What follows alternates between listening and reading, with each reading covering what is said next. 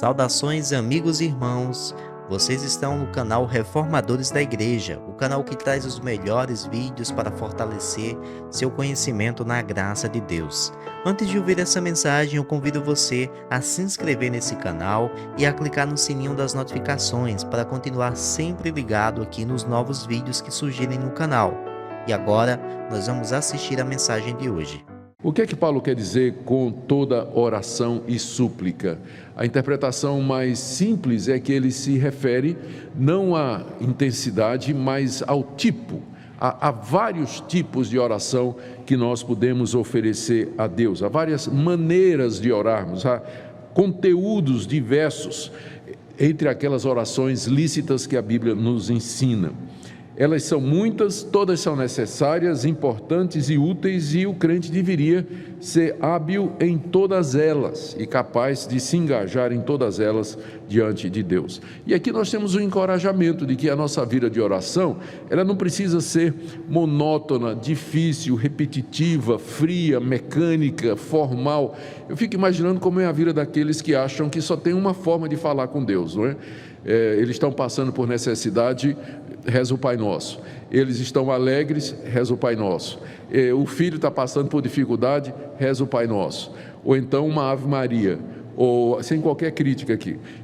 Mas deve ser extremamente monótono. Eu fico pensando no filho se dirigindo ao pai, né? O filho está com fome e chega para o pai e faz uma reza. O filho está sentindo dor, chega para o pai e faz a mesma reza. O filho está muito alegre, quer dizer ao pai que ama, chega para o pai e faz a mesma reza. Deve ser muito monótono falar com Deus de uma forma só, não faz sentido. A verdade é que nosso relacionamento com Deus, ele é muito variado, é complexo, ele é muito rico, não existe um único tipo de oração só que o crente deve fazer, mas muitos, por conta desse nosso relacionamento multidimensional com o nosso Deus. É importante notar aqui, antes da gente entrar nos tipos de oração, o que é que Paulo não está dizendo, quando ele diz assim que nós temos que orar com toda oração e súplica, ou seja, com todo tipo, com todos os tipos possíveis, não é? De oração. Nós devemos entender que ele não está dizendo que nós podemos inventar forma de oração e que qualquer forma de oração é agradável a Deus. Na verdade, quando ele diz toda oração e súplica, ele está se referindo àquelas formas de oração que a Bíblia prescreve. Nós não podemos inventar formas de orar a Deus, criar do nada alguma maneira de nos aproximar do Todo-Poderoso. Paulo não está dizendo, então, com toda oração e súplica, que Deus aceita todo tipo de oração, desde que haja sinceridade, porque tem pessoas que acham isso, não é? Que se eles são sinceros, não é? No coração, se parte do fundo do coração e se é sincero, Deus aceita todo tipo de oração. Não é isso que Paulo está dizendo, porque Deus, por exemplo, não aceita vãs repetições. Jesus Cristo deixou isso muito claro. Deus não aceita vãs repetições, Ele não aceita palavras ocas, Ele não aceita orações que são feitas aos santos, feitas a Maria, Ele não aceita que nós oremos na mediação de Maria e dos santos, Ele não aceita oração aos mortos, Ele não aceita oração pelos mortos, Ele não aceita que nós falemos com os anjos, que nós nos comuniquemos com os mortos, ou seja, há várias formas de oração proibidas na Bíblia. Então, quando Paulo diz com toda oração, ele está se referindo àquelas formas lícitas de oração que a Bíblia prescreve.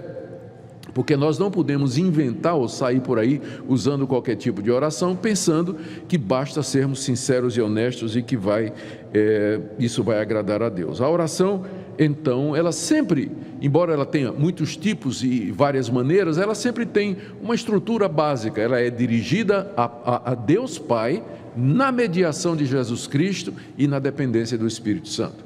Então, debaixo desse guarda-chuva, dessa grande estrutura, você tem muitos tipos de oração, e eu quero mencionar aqui alguns, não é exaustivo, porque a Bíblia fala de muitos tipos, não é? Mas eu quero mencionar alguns para ilustrar o que eu estou dizendo. Por exemplo, aquela oração súbita, inesperada, não preparada, que nós fazemos quando nos vemos em situações surpresa, e nós então levantamos a nossa alma diante de Deus em emergência. Eu quero dar 2 exemplos. Um eu já mencionei domingo passado, Neemias, servo de Deus, servindo na corte do rei, e de repente o rei percebe que ele está triste e pergunta: Neemias, o que é que está acontecendo? Por que é que você está triste? Neemias tinha acabado de receber notícia que o povo de Israel lá no cativeiro estava passando por necessidade. Ele tinha ali uma janela de alguns segundos, não é, para responder a pergunta do rei: o que é que está acontecendo, Neemias? Por que é que você está assim? Peça o que você quiser. Aí diz lá o texto que Neemias escreveu: então orei ao Deus do céu. A oração deve ter sido assim: Senhor, eu não estava esperando isso que o rei está dizendo. O que é que eu digo? O que é que eu faço? Me dá sabedoria, me dá as palavras corretas. Então, esse tipo de oração que a gente chama de impromptu, não é? É uma oração que é feita no momento. Ela é muito comum na Bíblia. Há um outro caso no 2º livro de Samuel, capítulo 15, verso 31, Davi sendo expulso pelo seu próprio filho da cidade, saindo de Jerusalém, chorando e lamentando, e chegou alguém com a notícia pior ainda, dizendo: olha, lembra aquele conselheiro teu chamado Aitofel, em quem você confiava? Ele passou para o lado de Absalão. E ali, enquanto Davi estava saindo da cidade, orando, gemendo e chorando, ele levantou a voz para Deus e disse assim: Deus, transtorna o conselho de Aitofel. Transtorna o conselho desse homem, que ele diga coisas que confundam os meus inimigos. Uma oração que subiu de repente, num momento de crise, de dificuldade. E é por isso que essa oração, ela não é preparada, ela não é ensaiada, ela é completamente espontânea, ela brota do coração do crente diante das necessidades em que se encontra. Ela não precisa ser cumprida, ela pode ser curtinha, pode ser uma frase, e às vezes não precisa nem ser em palavras, pode ser em gemido. Como Davi no Salmo 5, versos 1 e 2, ele diz assim: Deus, ouve o meu gemido. Ele não está nem orando, ele não consegue nem articular as palavras, mas ele está gemendo. Toda mãe entende isso, não é? Quando vê o filho gemendo. O filho não precisa saber se expressar de forma estruturada, organizada, né? Ter um mestrado em literatura, uma frase elaborada, para que a mãe saiba o que ele está dizendo. Basta o menino gemer e a mãe já encosta, já sabe o que é que ele tem. Às vezes, né? Já sabe o que é que ele tem. As possibilidades são poucas. Ou ele está com fome, ou ele está sujo, ou ele está com sono, ou ele está cansado, ou ele está com dor. Tem mais ou menos um limite, né, de possibilidades. Mas basta o menino gemer, a mãe já encosta. Spurgeon disse uma certa vez que alguns mendigos, eles não precisam pedir, eles simplesmente se sentam com a plaquinha dizendo: estou com fome, e chove dinheiro. Então é esse tipo de oração que eu me refiro, em que nós simplesmente nos apresentamos diante de Deus na nossa necessidade, na nossa angústia, nós não sabemos o que dizer, nós não conseguimos fazer longas orações, e às vezes simplesmente só conseguimos gemer diante de Deus. É uma oração perfeitamente válida e está dentro das orações que a palavra de Deus nos recomenda.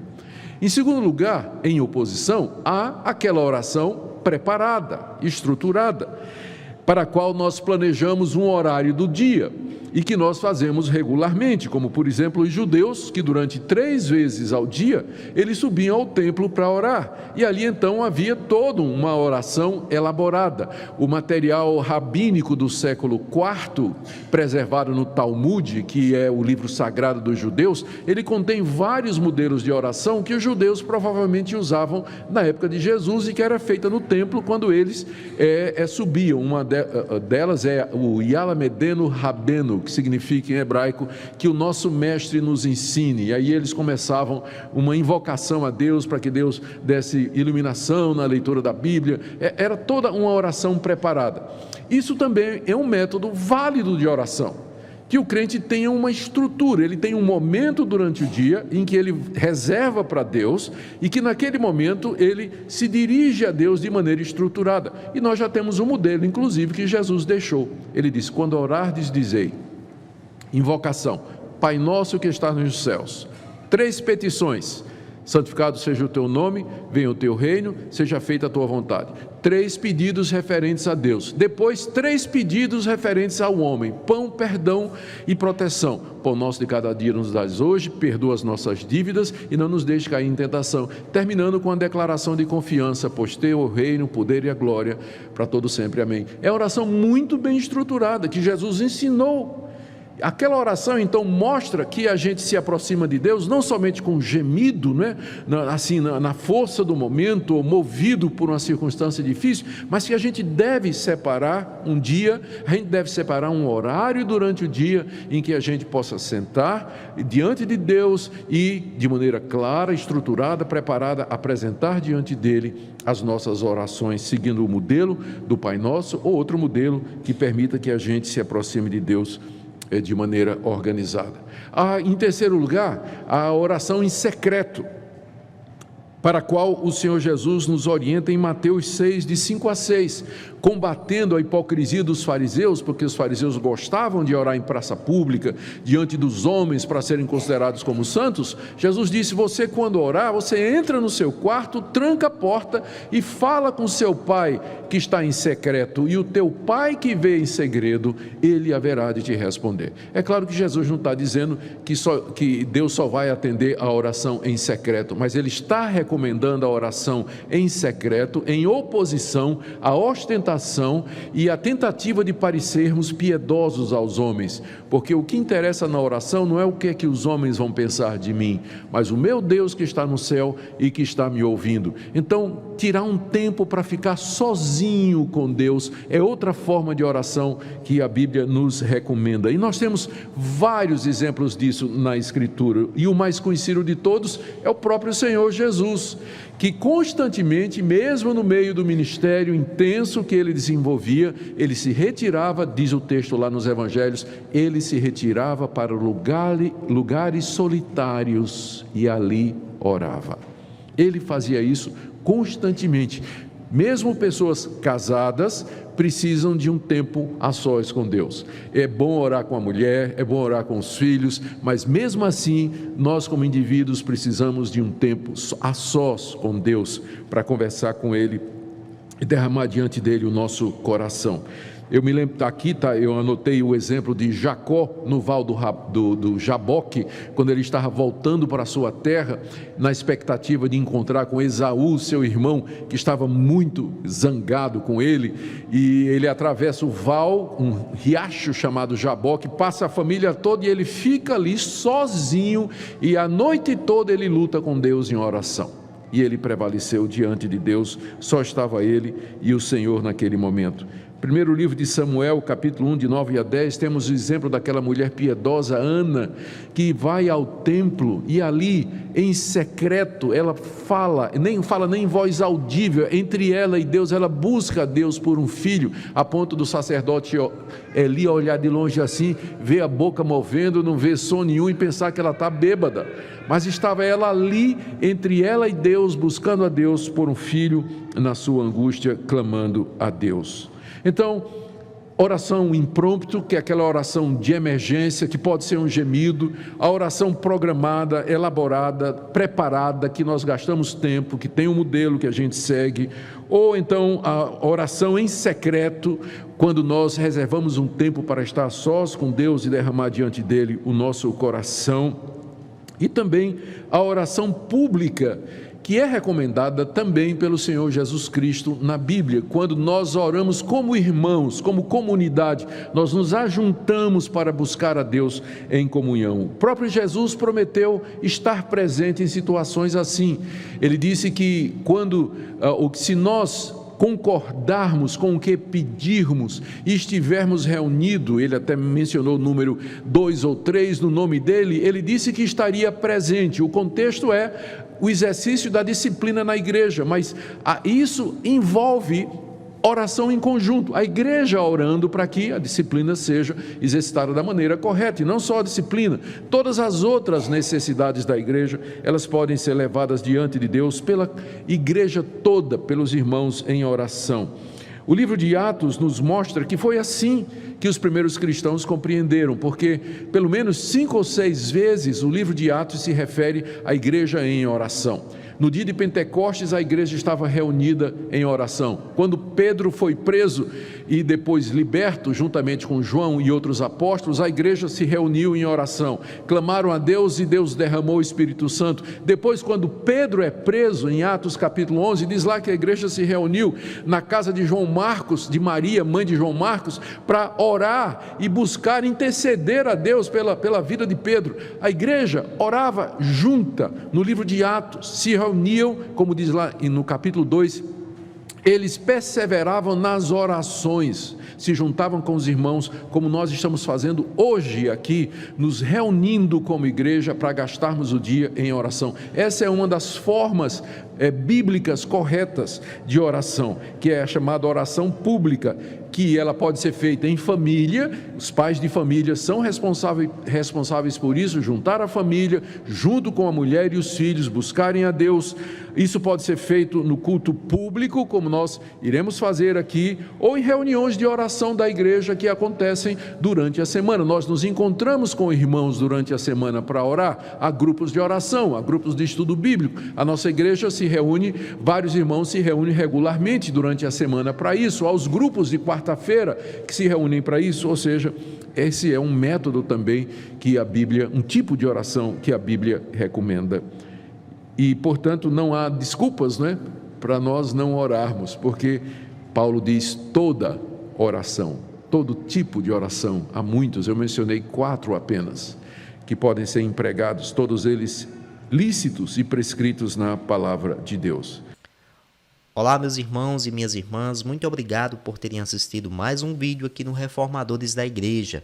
Nós queremos agradecer a você e pedir que compartilhe esse vídeo nas suas redes sociais. É muito importante para que outras pessoas também venham a conhecer o nosso conteúdo e serem também abençoadas por essa mensagem tão maravilhosa da palavra de Deus.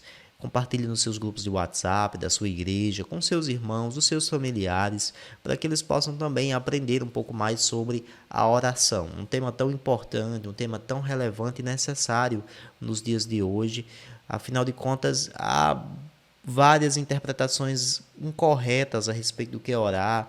Muitos lugares, muitas denominações, às vezes, colocam a oração como uma espécie de ritual em que você impõe a Deus certas coisas, ou é visto apenas como um ritual protocolar, no caso de religiões como o catolicismo, que ensina repetições de rezas, e todas essas interpretações elas vão se distanciando daquilo que a Escritura nos fala, que a oração ela é um relacionamento com o nosso Deus, com o nosso Pai, em que nós nos dirigimos a Ele através do intermédio de Jesus Cristo, nosso Salvador.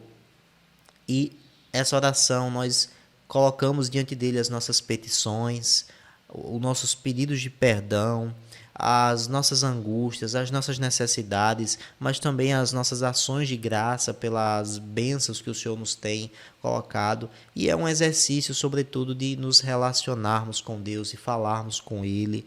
E isso é um meio de graça para a vida do crente, E você pode exercitar essa oração de diversas maneiras, como o reverendo Nicodemos aponta. Você pode fazer essa oração de um modo rápido, de um modo ali que às vezes está numa situação em que você clama a Deus no seu interior, com gemidos, Às vezes nem palavras você expressa, mas é um pensamento que vai aos céus. Você pode ter a sua oração regularmente, o seu devocional, ou você pode ter orações em grupo, na sua igreja, com sua família. A oração em secreto, que é aquela oração em que você tira realmente um tempo reservado a Deus. Todas essas formas são formas lícitas em que você deve exercitar e colocar essa prática diariamente na sua vida. Se você ainda não tem uma vida de oração constante, eu quero que esse vídeo, essa mensagem venha inspirar você a ter uma vida mais constante de oração, a colocar diante de Deus a sua vida, as suas petições, as suas necessidades e a sua gratidão diante desse Deus tão maravilhoso.